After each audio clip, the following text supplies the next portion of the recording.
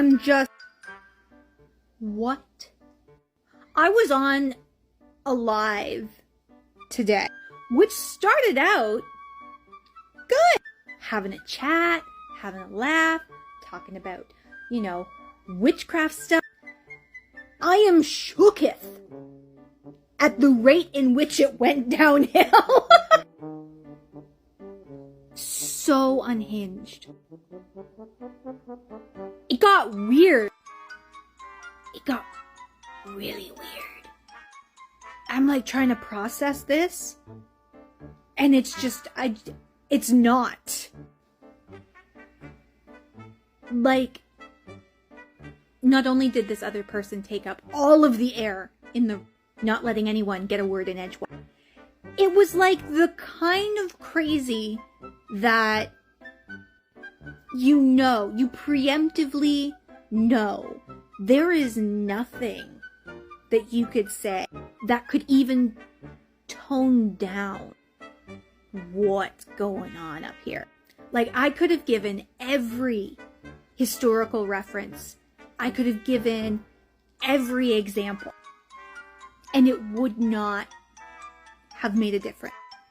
And I will be honest, I sat there being pontificated at, in shock, stunned silence. I just started reading my book because I knew if I opened my mouth, it wouldn't have been nice. I would not have been gentle. I would not have led with kindness. I can't. What just happened? Okay, I'm not going to go into all of it because my brain couldn't take it. I will, however, say that there is plenty within the realm of New Age spirituality that is nothing more than fascist capitalism masquerading as spirituality. And there is no way to redefine or redistribute the term starseed that would make it an okay thing. Because that term and indigo child and all of those things have harmed people for decades. Now, if you go into my witchcraft history, I went back and added 2 videos to that playlist that go into it a bit more in depth. But in the 1970s, a term was coined, starseed, that was entirely built upon the foundations of fascist eugenics. Those terms were used to manipulate, ostracize, indoctrinate, and abuse the disabled. Instead of seeking out medical treatment for children, for cognitive and behavioral issues, they were given labels like indigo child and prevented from getting the medical attention that they needed. And so for decades, many people went undiagnosed with this false idea in their head that they were literally something other than human and never given the language or coping skills to advocate for themselves. And that's just one example of the kind of harm it did to people. There are many others. Spiritual delusion and psychosis, entitlement and grandeur, the view that others of a different race are less than, the whole toxic notion of blood quantum, appropriation and whitewashing. Because let's be clear, the inception of this was from the white people. So no, when something's entire basis, entire reason for existing was harmful, there is no other way to distribute it so that it comes out being a good thing. Parts of the initial concept even rip off Native American practices and spirituality. There is no redeeming quality. But lastly, I would just like to say that it is totally okay to feel different. It's okay to be different. And you don't need a title to somehow justify being different. You are valid just being. So while still on the topic of starseed, I want to clear up a common historical misconception, and that is that this particular flavor of eugenics originates with Helena Blavatsky or the Theosophical Society. And it does not.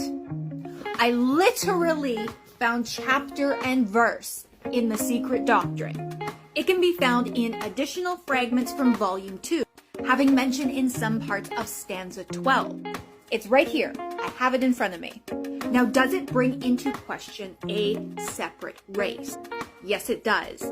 But in no way does it have anything to do with aliens, and is more closely related to the argument of Neanderthal and Homo sapien, a nearly extinct root race.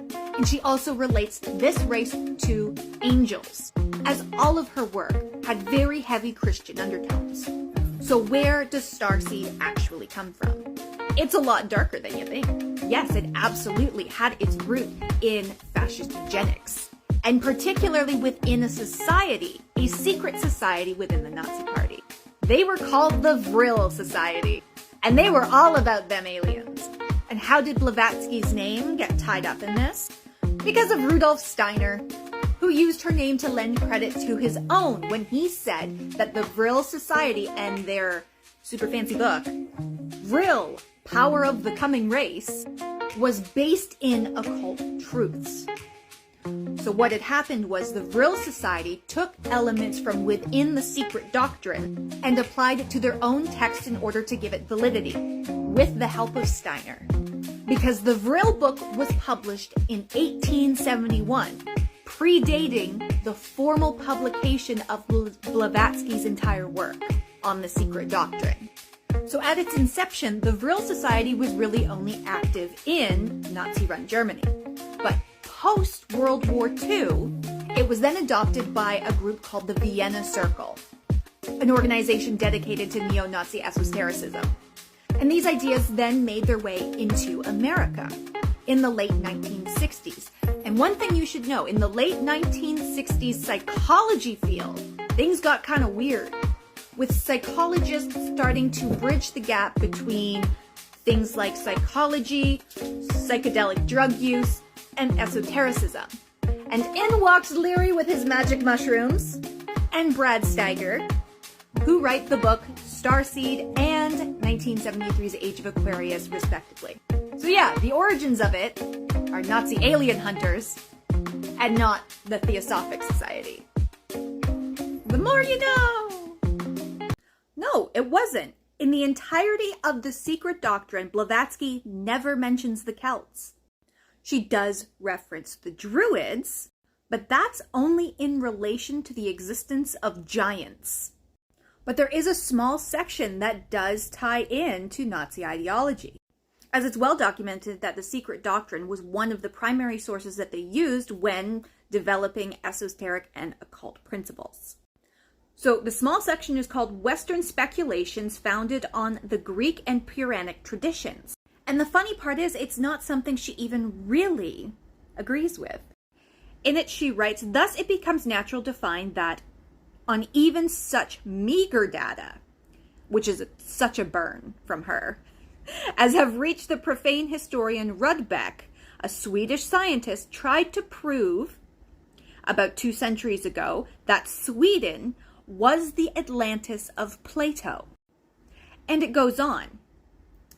He thought, even, that he had found in the configuration of ancient Uppsala the situation and measurements given by the Greek sage of the capital of Atlantis. She then goes to say how Bally had completely refuted that. Bally proved Rudbeck was mistaken, but so was Bally likewise. And then she goes on to refute them with her own knowledge and her study of the Puranas. And while she's wrong, it's a well thought out argument, stating that the Puranas place it on the 7th zone or 7th climate, rather on the 7th measure of heat, thus locates it between latitudes of 24 and 28 degrees, then argues that even England is between the 50th and 60th degree latitude. Now, what it all calls back to, not only the secret doctrine, but also the premise within the Nazi Party of the Aryan race, is Atlantis.